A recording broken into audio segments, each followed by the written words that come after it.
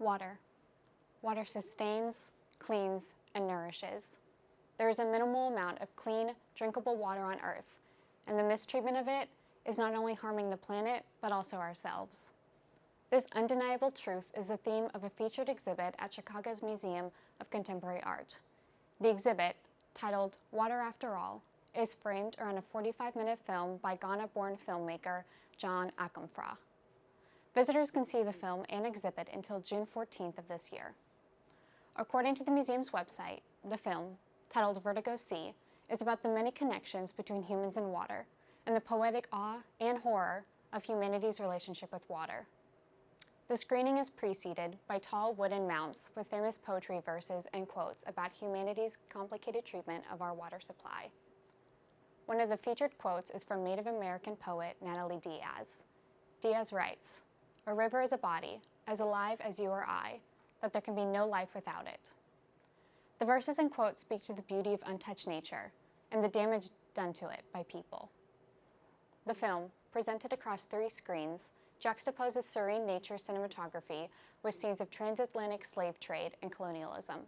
Following the film, visitors will see artist L. Pope's installation, titled Flint Water, which includes around 200 plastic bottles of tainted tap water from Flint, Michigan.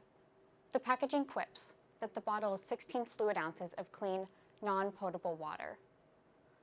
This problem began in 2014, and the installation cites itself as an example of environmental racism, as the affected city is primarily Black.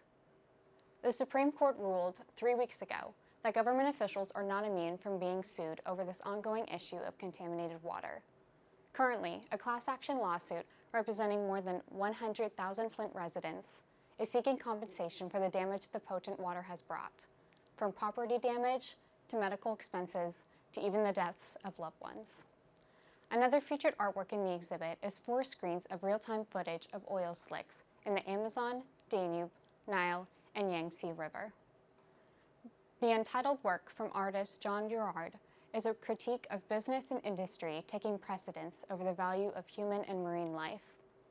Since the 1990s, the number of oil spills has been steadily decreasing. However, the last decade saw 62 spills of 7 tons of oil.